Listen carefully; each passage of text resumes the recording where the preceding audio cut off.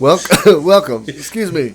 Welcome to the Taggart and Brandon podcast. I'm Taggart, and this is Brando, repeating himself and yourself. Yeah.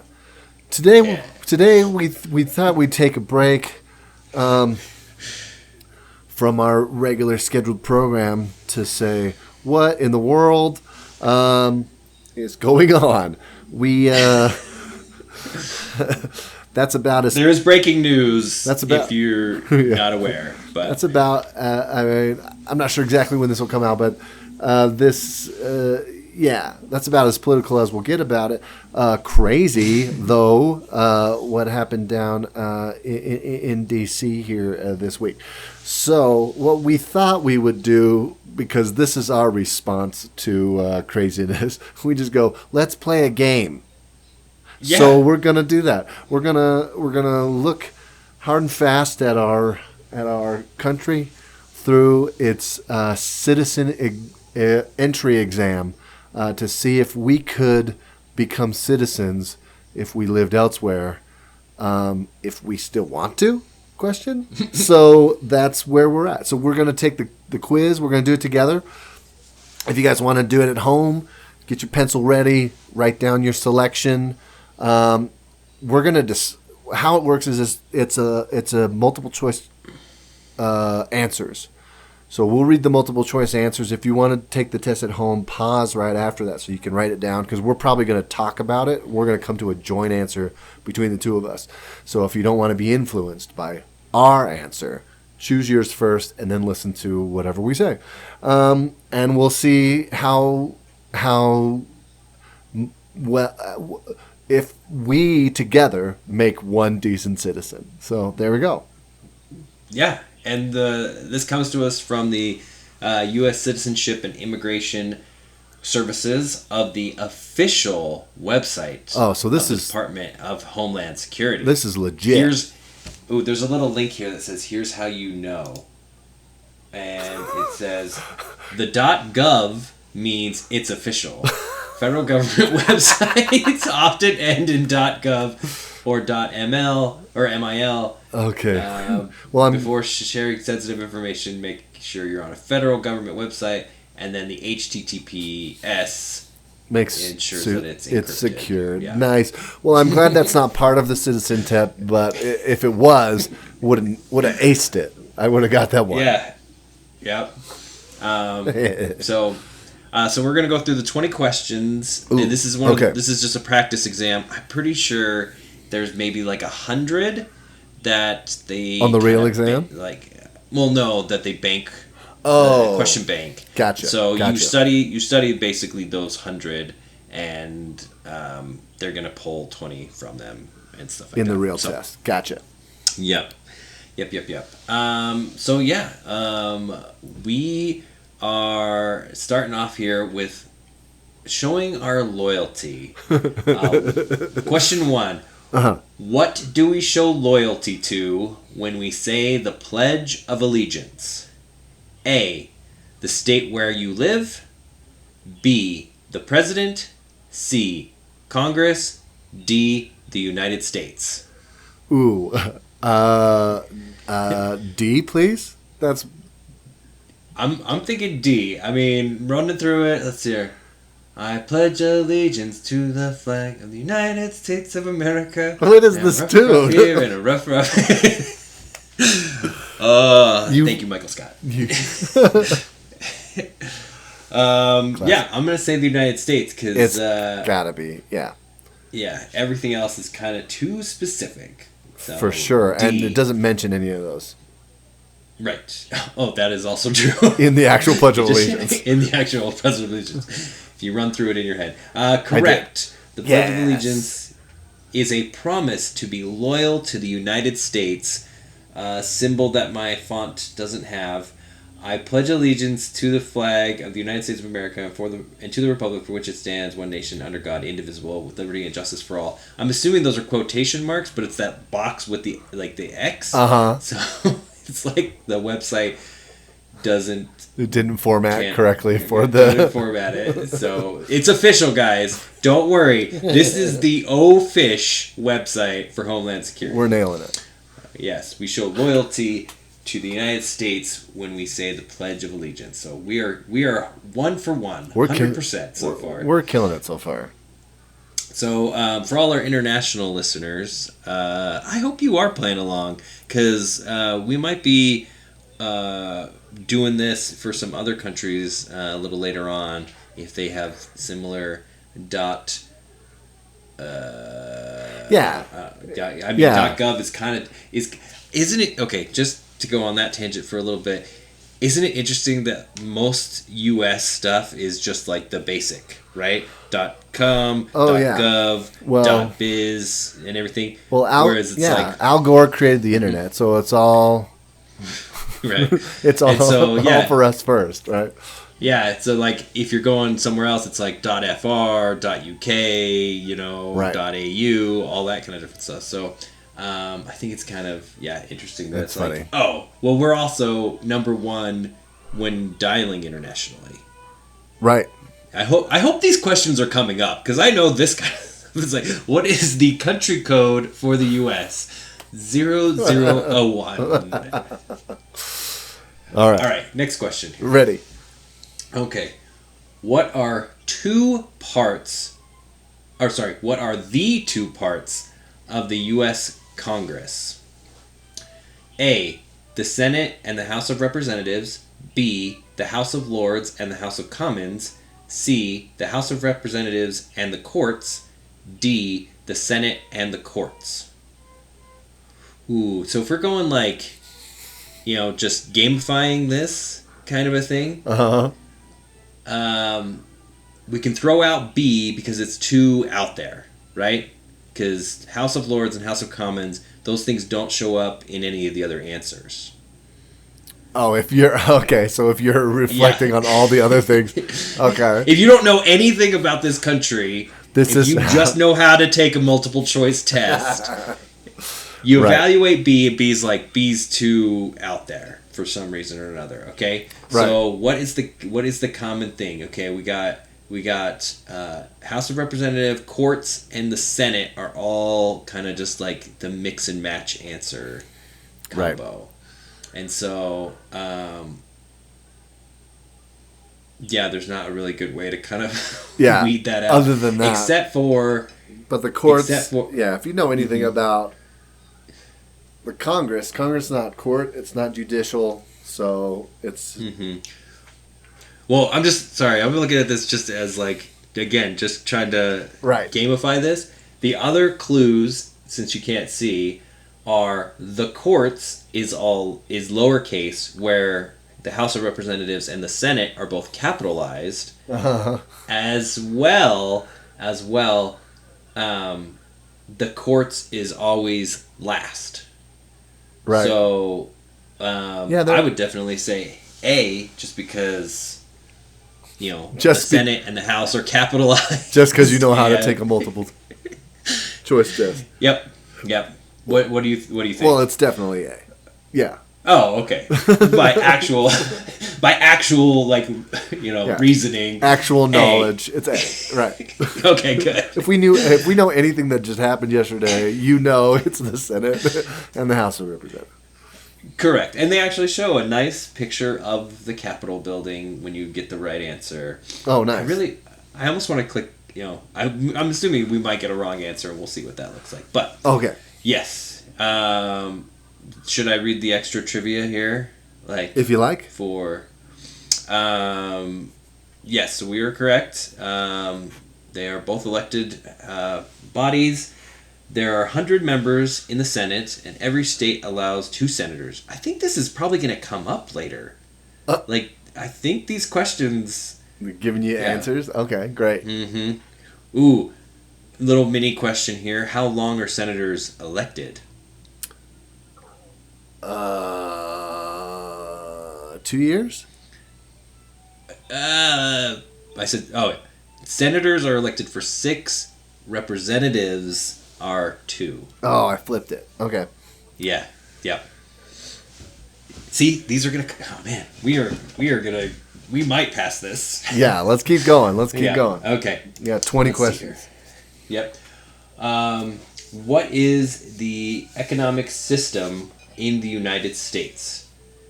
Capitalist economy, communist economy, socialist economy, or none of these answers? Whoa. Ooh, I'm I like that I'm it's interested. None of the above. I'm interested to be what none of these answers would look like financially. It's like in Rick and Morty when he reset the what is it, the Federation or something like that, or I can't remember what it's called, to like their main denomination to 0 and just screwed everybody. Yeah.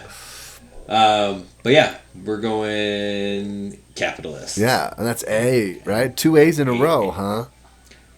You got to put capitalism at the top. I mean, I'm sure this should randomly assort them, but it is a market economy, and means that the people, not the government, own most businesses. Right. Most businesses. Right. Yeah. And not that... It also means, not said on the official website, that businesses are also people. So remember that. Sometimes, yeah. We are creating people and giving them rights as well. For sure. When you create a business. So, all right, next here. Okay, I had to double check myself. I'm like, because I said to myself when I first started reading, I'm like, I hope I can pronounce all these things. Or else that's going to look really bad. What did the Emancipation Proclamation do? A. Ended World War I. B. Freed slaves in most southern states. C. Give the United States independence from Great Britain. D. Give women the right to vote. Or gave women the right to vote. And so I always love multiple choice questions because I just want to see like what these people think of. Like they're like, what could trick people? Right. Suffrage could trick people.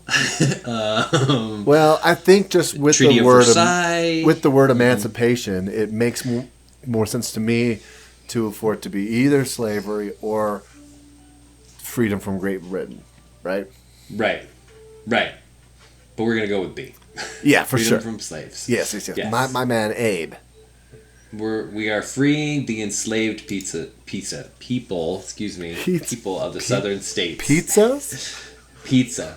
But we don't know. It might have had a role in ending World War I because, with the Emancipation Proclamation, we couldn't just claim German soldiers as slaves, so we just decided to end the war instead.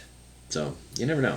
Huh? Okay. Could have been a sleeper in there. That's yeah. That's a hot take, maybe. Okay. Mm-hmm. Yeah, and so, slaves could then join the U.S. Army. That's true. 185,000 African Americans fought in the Civil War, and they fought for the Union and for freedom. Nice. Right. All right. Next question. Okay, I'm ready. Who is the commander-in-chief of the military? A. The Vice President. B. The President. C. The Secretary of Defense. D. The Attorney General. Ooh, I like how they threw the Attorney General in there. That sounds good. Because of the title General? Yeah. Yeah. The Surgeon General. Ooh, dang it. Is he a doctor or is he a general? Yeah. Well, it's the president. Okay. another B answer. Correct. Interesting. So what do we have? CAABB? I don't know. I'm not keeping track that way. Fair enough. Let's keep going. we have five correct answers. Okay. So far. Yep. The president is a civilian and not a military official. I wonder if you are enlisted and or an officer in active duty, do you have to be do you have to like leave the military or be out of active service? I would assume so. I think you have to. Yeah, I do. Yeah, because I mean, like you think of somebody like JFK who is young enough to really still be in the military if he wanted to, Right. And everything. I guess you can be in the military for a very long time if you get high enough. But anyway, yeah, I wonder if that's kind of like can you put in your throw your hat in the ring, and then after you do that, you have you just get out of your contract with the military? I don't know. Yeah, that's interesting. More research to be had there. That will be in the essay portion of this exam. Good luck to you. But if I was in the military, anyway. There's been question number 6. Obviously, ahead. I was just going to say there obviously have been some presidents who were in the military, but not when they were president. Right. So I'm sure, and since it states he's a civilian, you can't. I assume you would have to be out of the military. Yeah, because that's the thing is, your rank in the military, whatever it might be, like the office of the president, like outweighs that, so you wouldn't have like a commanding officer and all that kind of different stuff. Right. And so, but I don't know. But we obviously don't want the president to go fight. You don't want to lose your leader during the thing. So, unless he's fighting aliens. Unless it's an alien invasion and he's a pilot, and his name is Bill Pullman. Yeah, very inspiring. Excellent. Mm-hmm. All right. Oh man, I would love to have an answer from like a movie like that in here, just as one of the multiple choice. That'd be so awesome. What stops one branch of government from becoming too powerful? Ooh, A. I got it. The president. Oh. B. Checks and balances. C. Freedom of speech. D. The people. This might be a loaded question. That would be tough. That might be tough if you haven't studied for this or weren't taught this in elementary school or never heard of Schoolhouse Rocks. But for us that did all those things, it's checks and balances. Yes, I think that's a very interesting question because, like, especially again with what's going on, it's like what stops the government from being too powerful? The president? Ooh, the people? Oh, like right. Yikes! Yeah, they're trying. Yeah, we got the president, the Congress, and the courts going toe to toe. They check each other, make sure nobody gets too big headed. Mm-hmm. That's how it's supposed to work. Yeah. All right, here we go. Lucky number 7. I thought that some of these would be harder, but maybe the last, maybe back 10 is. I don't know. I'm ready though. Are you ready for this? I'm feeling confident now. So let's do it. Okay. The Federalist Papers. Oh, great. Supported the passage of the U.S. Constitution. Name one of the writers. Of the Federalist Papers? Of the Federalist Papers. Okay. A. George Washington. B. James Madison. C. John Adams. D. Thomas Jefferson.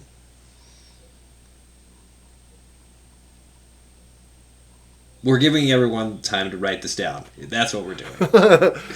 George Washington, John Adams, Jefferson. Who was C? B is James Madison and C is John Adams. James Madison, John Adams, Jefferson. Mm-hmm. Jefferson. Well, out of that, my first instinct's got to be Jefferson, right? Yeah, I mean, Jefferson wrote a lot. He wrote a crazy ton. He wrote a good bit, yeah. Yeah. I think it's Jefferson. I'm pretty sure. But now I definitely spoke too early about the confidence thing. I know. That was the best. I was like, right when you said that, I was reading this question to myself, and I'm like, yep. No, but that would be my guess. That would be my guess. Jefferson? I think so. I think it's got to be. I would see Jefferson. Oh. Nope, we're wrong. Incorrect. Oh, no. It is Alexander James Hamilton. Madison. James Madison. No, James Madison. Well, you are correct. James Madison, Alexander Hamilton, and John Jay wrote the Federalist Papers. The U.S. Constitution was written at the Constitutional Convention in 1787. Is there a portion for right-in answer? Because I would have wrote Hamilton. Because he, in my understanding, it said name one of them. Wrote a lot of it. Yes. But, gosh. You would think they would have put him in there for all those people who saw Hamilton. They would know a thing or two about it, right? Right. I mean, I couldn't even tell you who played John Madison in that James Madison? show. He's not in the show. James Madison. I don't think he's in the show. Yeah. So maybe that's why they put him up here. They're like, he didn't get his due credit in Hamilton. That's it. We are going to put him on this citizenship test, and he is going to be tripping people up. I don't know. He might have a cameo when they talk about all the writing, but right.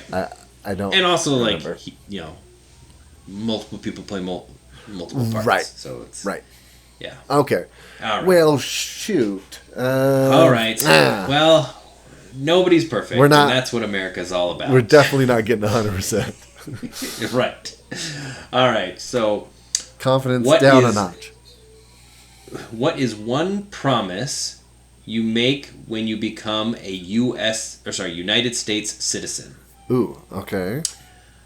A, not to defend the Constitution and the laws of the United States. Interesting. B, disobey the law of the United States. Okay. C, give up loyalty to other countries. Okay. D, never travel outside the United States. Jeez. The first two would be weird, but not terrible-ish.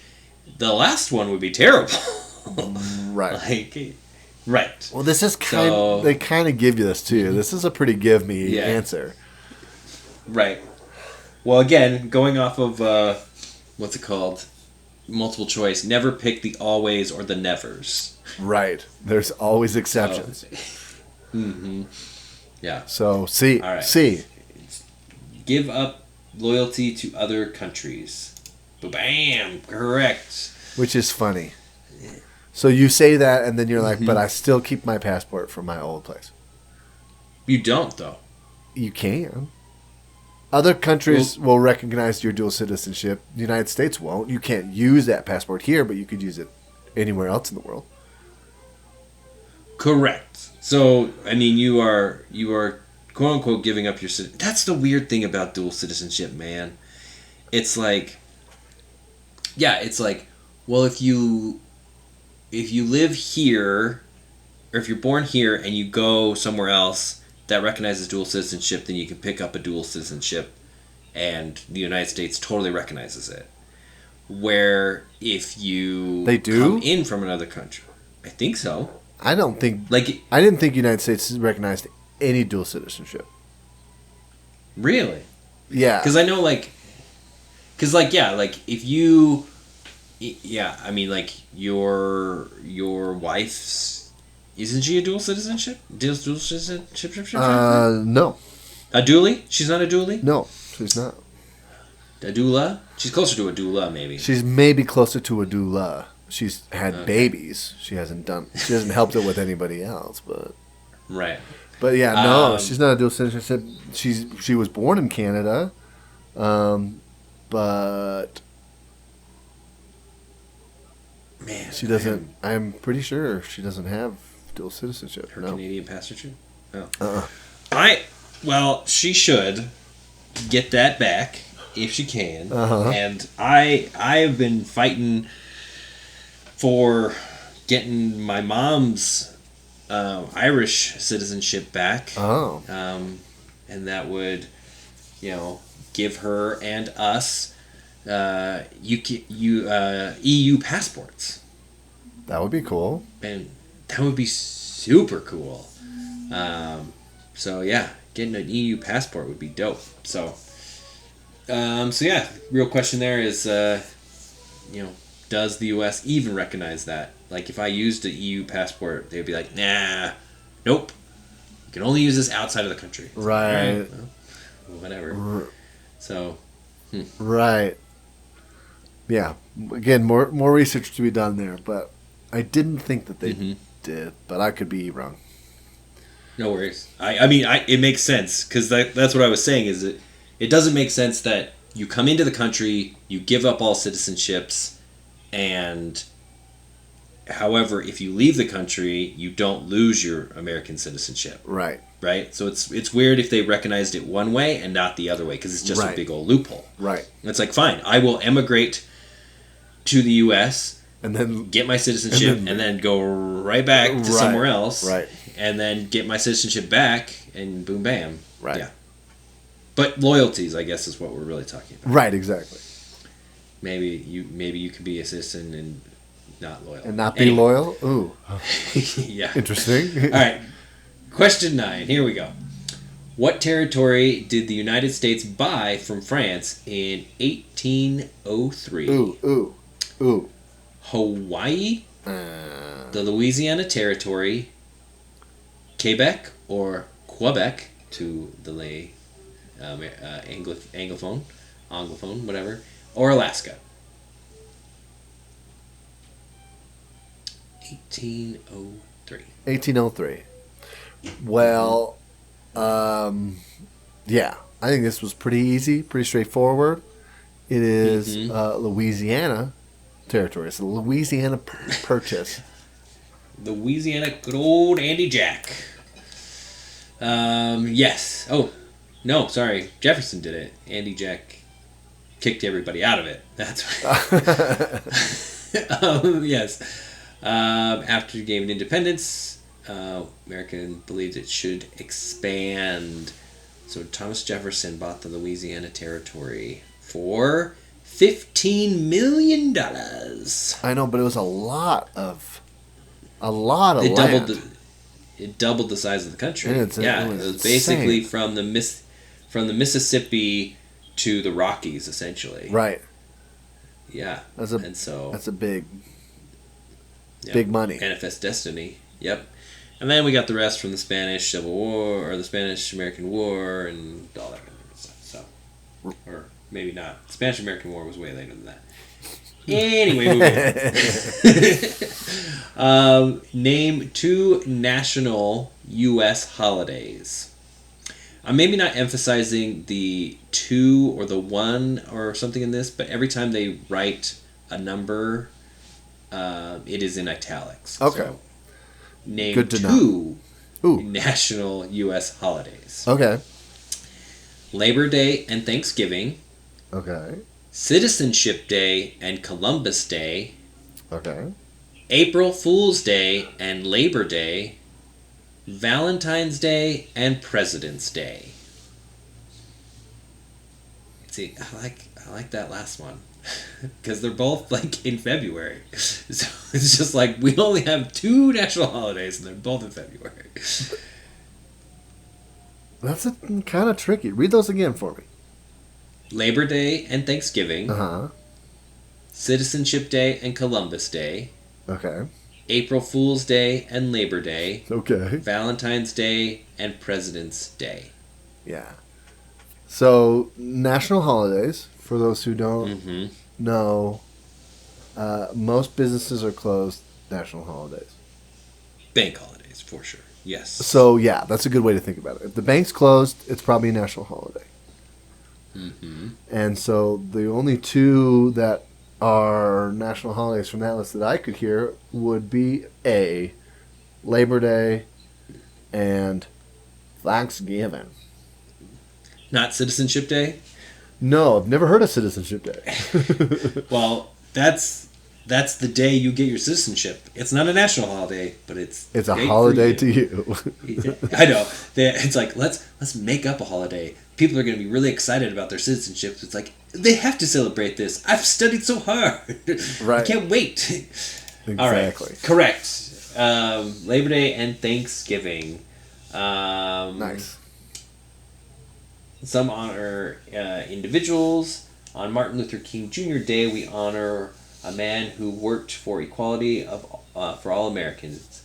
Columbus Day commemorates the day Christopher Columbus arrived in the Americas. Not necessarily in the U.S., but all right. Some holidays honor groups. Veterans Day and Memorial Day honor people who served in the military and who died for their country. Labor Day, we celebrate the American workers. President's Day, we honor the work of American presidents.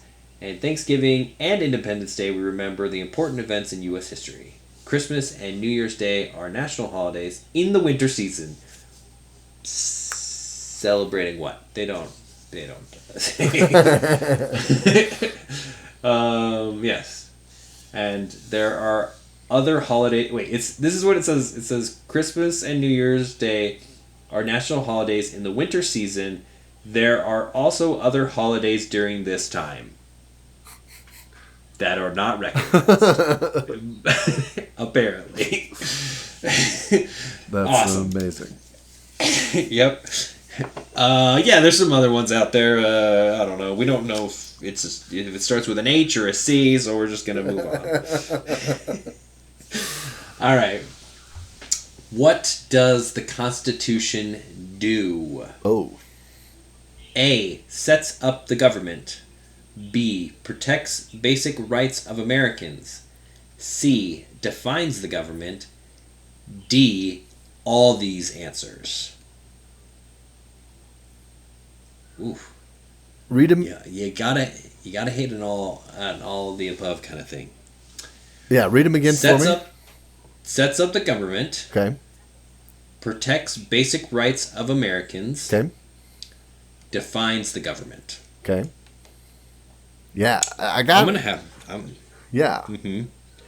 I gotta go with D. I gotta go with all. Yeah. I gotta go with all because the Constitution, in its limitedness, doesn't really do much of that. We have to get to the amendments to really get into the meat of it. You know what I mean? Right. But all those are part of the Constitution, as it is a growing and non-stagnant document. Mm-hmm. We gotta get some new amendments out there. Correct. D. The Constitution creates the federal government, and then people at the Constitutional Convention wrote the Constitution in 1787, as we said. It is the oldest constitution in the world, still in use today. Wow. Mm-hmm. I'm not sure I realized that. Well, yeah, I mean, either people have upgraded or what, but yeah. Well, we'll say it is pretty old compared to kings and things, where there were still quite a few kings and queens when America was founded. So. Yep. So that makes sense. A lot of people in the Commonwealth around that time too. So there you go. True. Yep. All right. Number 12 here. Yes. Why does the flag have 13 stripes? Oh, please. Do you want to just say it, or you want the answers?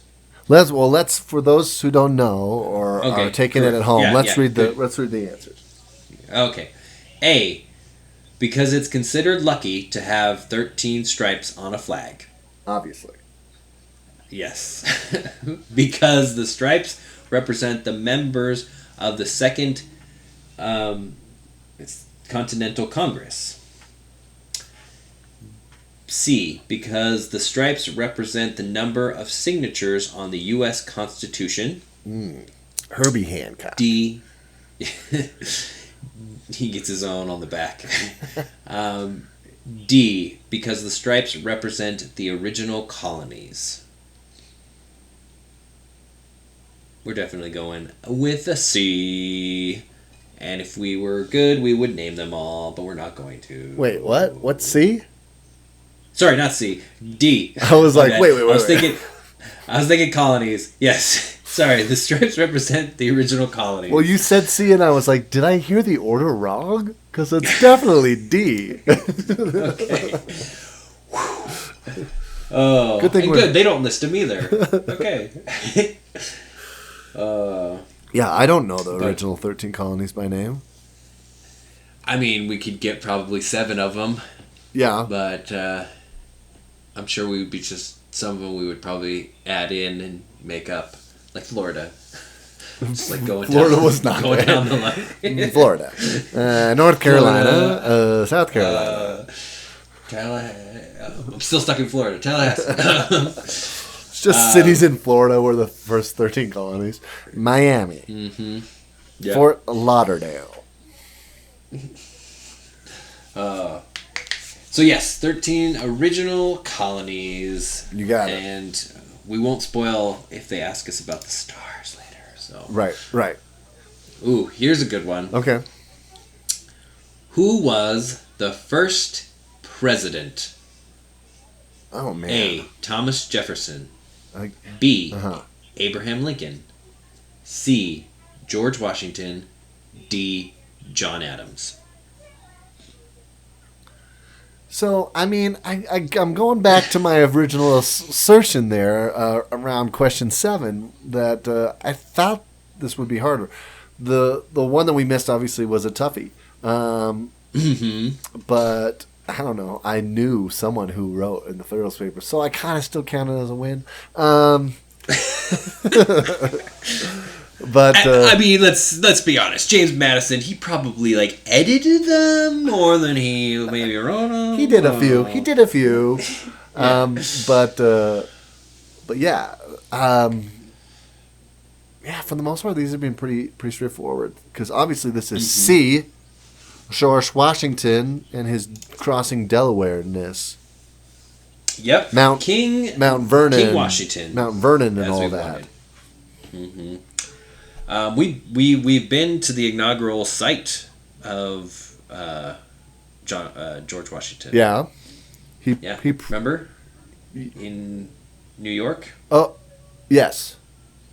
Yes. And he probably couldn't tell a lie, but probably did. I don't know. Mm-hmm. From 1789 to 1797. Before he became president, he was this is where the Attorney General comes in. He was the general of the American Army. Right. And, yep.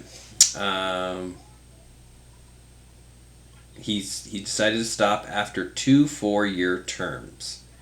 Wow. That's kind of funny. George Washington decided to stop being president after 2 4-year terms. Today, we follow his example. Right. The 22nd Amendment added to the Constitution in 1851 limits the president's 2 terms. No one can be president for more than 2 terms. Right. So So it took us 154 years to follow his example. Right. in not, I guess, in practice, right. We followed his example, except for FDR, who slipped himself in for a 4th term. But right after that, they're like, "Holy crap, we gotta shut this down," because everybody else just that's. I like how it's like, "Oh yeah, we've been following his example," except for that one guy. Ooh, I was gonna make a bad joke, and that would have been really mean. I was gonna be like, couldn't get out of the chair, literally. Yikes. All right. Oh no. FDR, you did good. You did fine. You did good. You did fine. I played him in a school presentation once, and I made my own leg braces out of coat hangers and tinfoil. Did you really? So, yeah. Classic. Yep. Yep. Right. And he married his cousin. So anyway, during the Cold War, what was the main concern of the United States? McCarthyism. Oh, that is a good write-in answer. that's awesome. Hippies. Okay. Ooh, this should have been maybe this should be framed to what should have been their main concern. Yikes. Okay. A, climate change. Okay. B, the Great Depression. Okay. C, communism. D, slavery. Oh. Okay. Mm-hmm. This is a little tricky. Right. I mean, because that's the thing is when I think of like the Cold War and stuff like that, I just think of like, yeah, we are burning fossil fuels like nobody's business.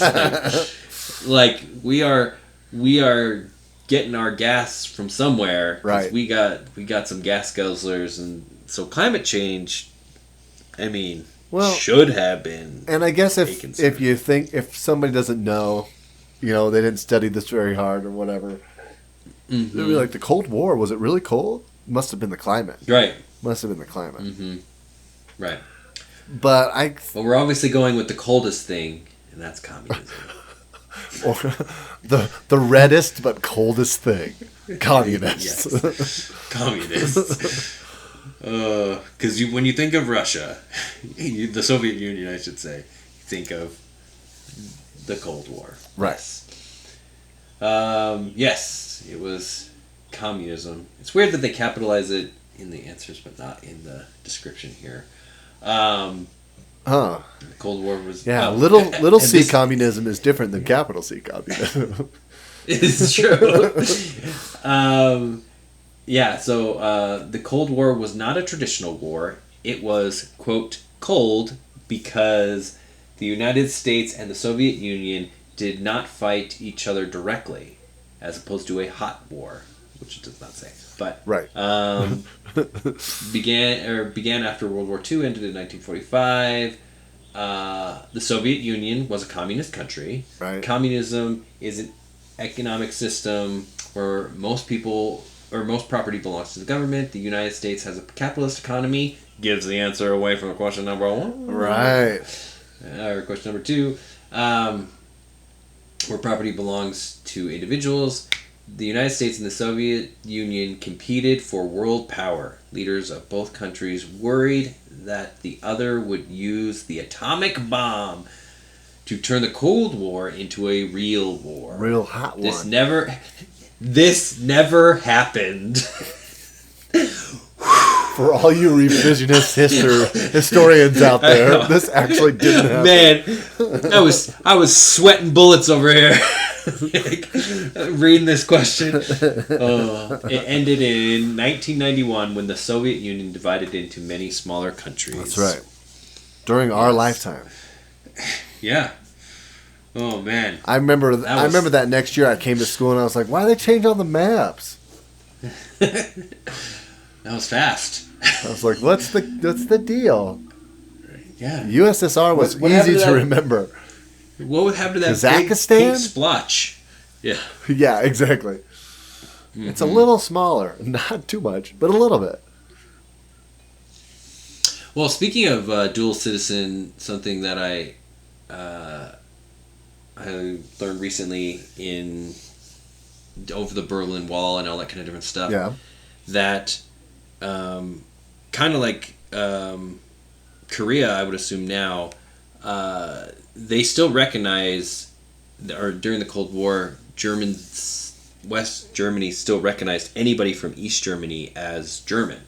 So right. Literally all you had to do was get across.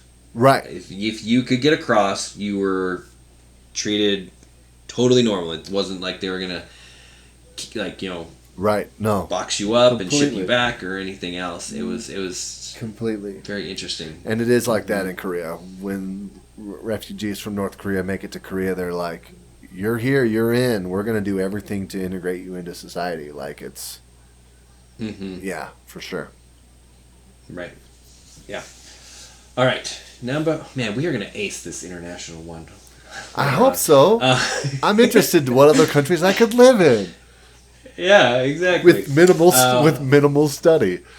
With minimum effort. Where can I just get what is that called? Like get credits for I've already What have I already audited enough information what can to I get into? What can I test? What can I test into? Right. What can level? I test out of this country and test into yours?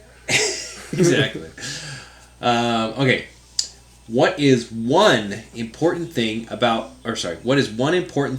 Abraham Lincoln did? Sorry, I really wanted to emphasize the one on that. Okay. A. Declared war on Great Britain. Okay. B. Saved or preserved the Union. C. Purchased Alaska. D. Established the United Nations. Okay. Well, I assume this has to be B. Right. Kind of a weird way to say it. I think it's saved or preserved the Union. I mean, it's a more ambiguous answer than like won the Civil War so that we're continued to be a country. It means the same thing, but it's a little sneaky. It's a little sneaky of an answer, but yeah, B. Right. I mean, yeah, we're definitely going B here, but it is kind of interesting when you think about it that way. Is it's like, kind of like the fact that it's like no, it wasn't the North versus the South, right? And right, and everything like that. In this context, it wasn't like like whoever wins, like you guys will do your thing and we'll do our thing. It's like no, we're fighting for everybody to be here. You're fighting for half the people to be out. Leave, right? Like, yeah, right. So it's very interesting to be like no, we're fighting to keep you in this family, right? It's like we're having an intervention where it's like we're not kicking you out of the family. We're trying to help you go to rehab so you can stay in the family. Yeah, exactly. We want you guys to be better. Give up your addiction to slaves. Exactly. And states' rights.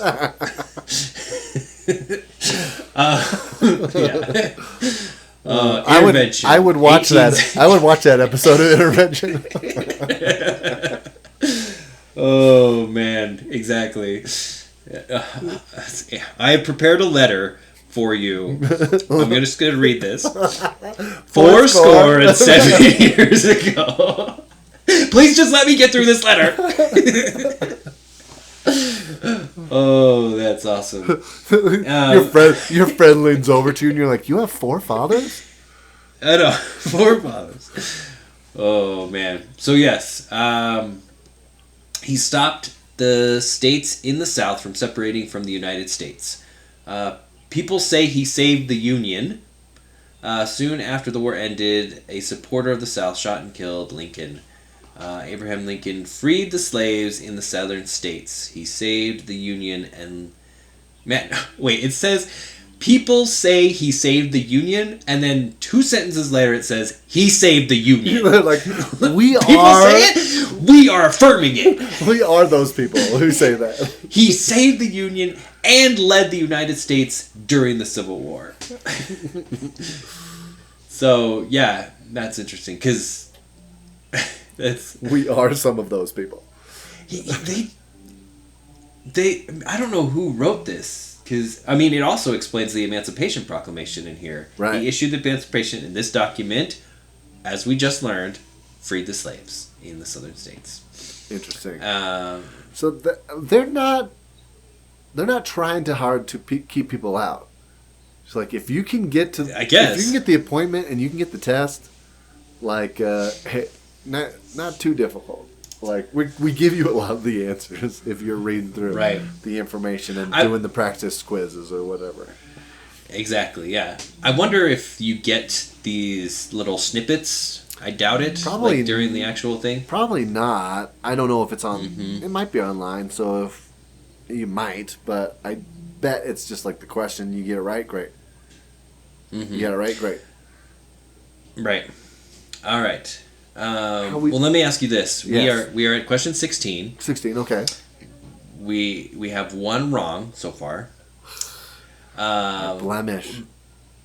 Yes. In a multiple choice test, Yes. now that computers are a thing, do you prefer to have like an immediate like yes or no, like correct or incorrect, or do you prefer to just take the test and then get your score at the end? I don't like multiple choice tests on the computer because it makes it much more hard to jump around and go back to something. True. if you're worried about it. Right, I would go back to that Emancipation Proclamation. Like, Well, and I know the answer to that now. Well, and that's the thing, and that's part of taking a multiple choice test. Really, is later they might not give you the answer, but it might give you a little hint. It might give you a little bit more information that like clues you in on something that, or triggers something in your brain that you're like, oh, that question, and that's how I would take tests. Multiple choice tests, I'd go through. I would answer all the ones that I knew, like 90%. I was like, yeah, I'm 90% on this one. And the ones I didn't know, I'd leave blank. Get to the end of the test, I'm like, okay, this is all the information that they're going to give me, and then I go back through and do those questions to the best of my ability. That's how I do them. So, That's awesome. Because if you sit there thinking for 10 minutes on a question that you don't know, and it's question 2, and then all of a sudden, you're just wasting a all lot your of time. thinking juice is gone. Right. Yeah, in time. Mm-hmm. Right. So, but no, I think you're 100% right. Because in practice for me throughout college, I always went backwards through tests. Oh, really? You'd actually start at the end? Yeah, I start on the last question. Interesting. And it gave me, I think, a little bit more insight because, like you said, like there'll be questions later on that's like, oh, well, this is a clarification or a broader question from that other one. Right. But it primed me to kind of go back. Plus, generally speaking, the easy questions are the first ones. So so it's like get the tougher ones out of the way. I don't know if it was a psychological thing. I do remember one time getting through. This was an anatomy test, and I got through all the way to the first question from the last one to the first one, and maybe it was like question 2 or something. I was like, these 2 multiple choice answers have the same response. Like it's like A and B are the same, and then B and C are different from each other, from everything. And I'm like, and it has to be one of these 2, and I'm like, but nobody else asked this question, and I'm on question, like it's been like 45 minutes, and everybody else got this as question 2. So what am I not seeing? And I'm like, oh, it's intervertebral joint or intravertebral joint. And I was like, oh crap, now I can't remember. Like, it was just that E and R and A just like switched in there because I totally was just about to go up there and be like, these 2 answers are the same. You made a typo. But I was like, but nobody else asked that question. And I'm like, oh crap, I'm the idiot. Nice. So yeah. But yes, okay, so question 16. Here we go. All right. What ocean is on the west coast of the United States? Oh my gosh. The Arctic Ocean, the Southern Ocean. I hope the other country tests are as easy. I know. You just have to know where it is in the world. Right. Yeah. Basic geography, you'll be fine. Yeah. Arctic Ocean, Southern Ocean, Atlantic Ocean, Pacific Ocean. Yeah, so that's D, Pacific Ocean? D is correct. And then just a couple of fun facts. Pacific Ocean is one of the largest oceans in the world. It reaches from the west coast of the United States and...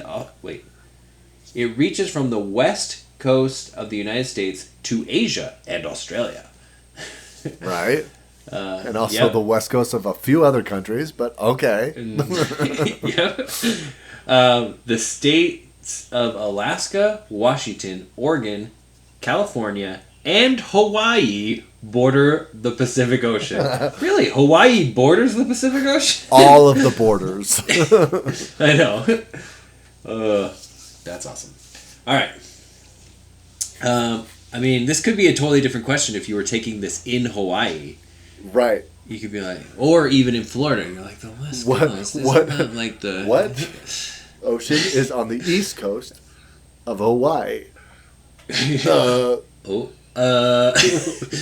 Yikes! All right.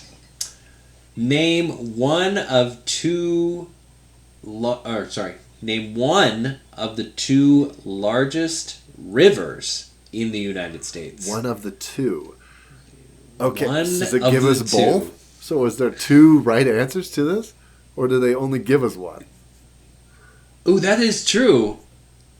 Because when you think about it, one of the two largest rivers. So there are literally two answers for this question. Right. So they have to either give you the first and the third, fourth, and fifth, or the second and the third, fourth, and fifth. Because if they give you 1 and 2, they have to accept both of those, right? Right. If each answer is an individual river, just one, then right. They either give you both answers or they're only going to give you one. So it's like, why name both? Just give us the largest. That's kind of weird. This is fascinating now. Okay. A, Ohio River. B, Mississippi River. C, Rio Grande, however you want to say it, River. And D, Colorado River. Or I like C as the River Grande River. The River Grande River, right. Rio Grande River. Yeah. What is it? Repetition legitimizes. I mean, come on. Ooh. So what's the second? For our Spanish speaking, yeah, for our Spanish speaking, like, Rio wouldn't Grande it make Rio? sense to be like, river, big river? That makes sense to me. Right. Like, yes. So yeah, if you have the second on here, then they would have to accept both. What is the second? Because we know the Mississippi. Let's be honest. We know the Mississippi is the longest. Because it's got the longest name. Right. Well, all of those rivers are pretty long. Ohio's pretty long. Colorado's pretty long. Mm-hmm. The Rio Grande, like you just said, means big river. I mean, it's in the name. Okay, before we answer this, we are going to say... I think the second longest, though, is the Missouri River. I think it is the Missouri River. So, look that up just real quick. Yeah, okay, I'm on it. If you would. Because if it is, like, say, the Colorado, I would like to select the Colorado to see if it is also an answer. Because the Mississippi is going to give it to us, for sure. Right. Yeah. I'm pretty sure it's the Missouri, though, as well. Yeah, that's what I wanted to say.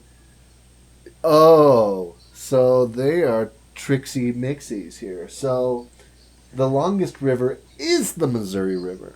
Mississippi's the second. So they said name one of the two because they only gave us the second river. So wait, the Missouri's the longest? Since when? Have they traced it and added it to, like...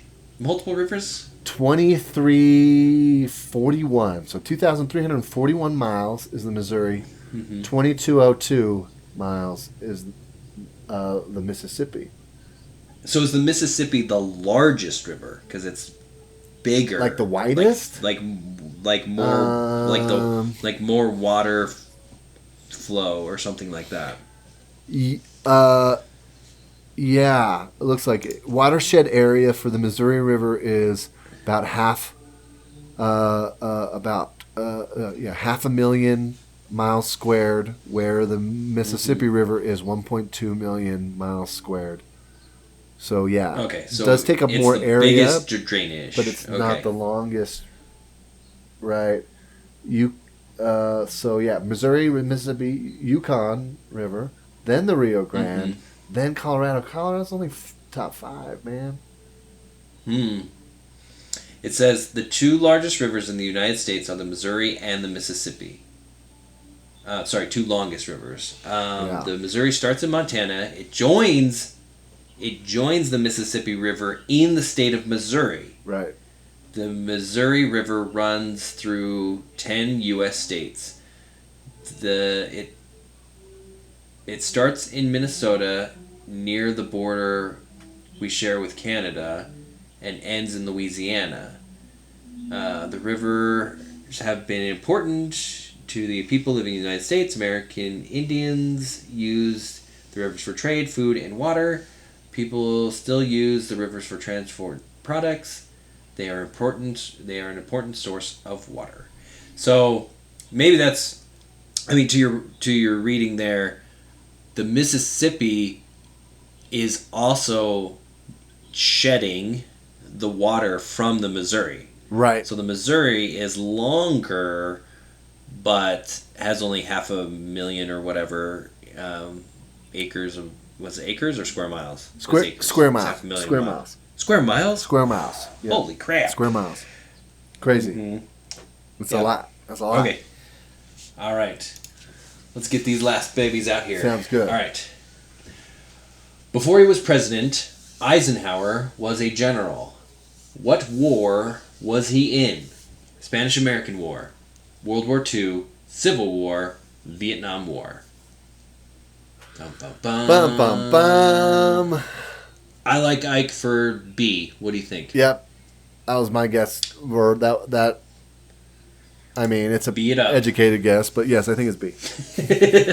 Yes. He led the U.S. Army during World War II in Western Europe. All right. Nice. He's a famous hero and became president in 1953. Question the 19. Ooh, almost there. Okay. What is the rule of law? Oh. A. Everyone but the president must follow the law. B. All laws must be the same in every state. C. Everyone must follow the law. And D. Government does not have to follow the law. Yikes.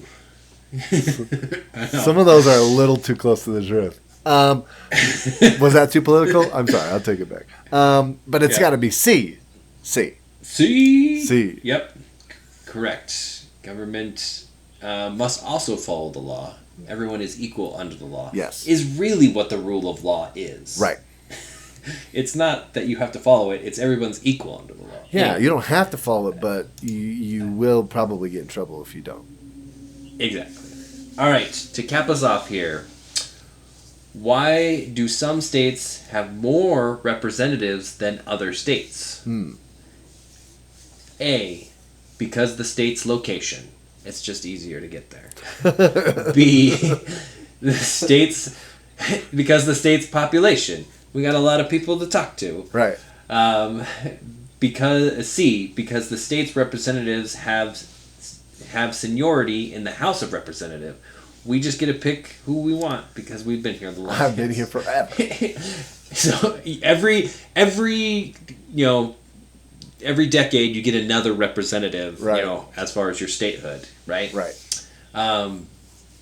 D, because the geographical size of the state. Ooh, that would be a vastly different Congress. Could be. For sure. Right. But we're going with the peoples. The people. Right? Yeah, government formed by the people, so we deserve more representation if there are more of us within said boundaries. Somewhat of an equal number per person. Correct. Right. Because of the state's population. Dude, they do that off the census. Right. That's why it's important to get on the census, I guess. Yeah, so you can get gerrymandered. Right. 95%. I can't believe we missed one. Only one. I know. Yep. That's almost like I would have rather missed like 4 than just one. You would have gotten a solid B rather than getting B- rather than getting and just a normal A. Well, I'm just saying it's a little bit It's like we were right there. We'd be like, we were kind of far off. Right. And I'm sure I should have looked into this beforehand, but I'm not sure what grade you have to get to pass. I would think 95 is passing. Yeah, I mean it is in most places. So yeah, you think we'd have to get 100%? Yeah. So that is it for the citizenship test. Thank you very much for joining us. Hopefully, we got a couple people into the U.S. with our message here. I think so. I think if you listen to all that we said, you are going to ace this. Oh, I got it right here. For sure. Says you must score at least 60%. You can get a D and become a citizen of the United States. A D-.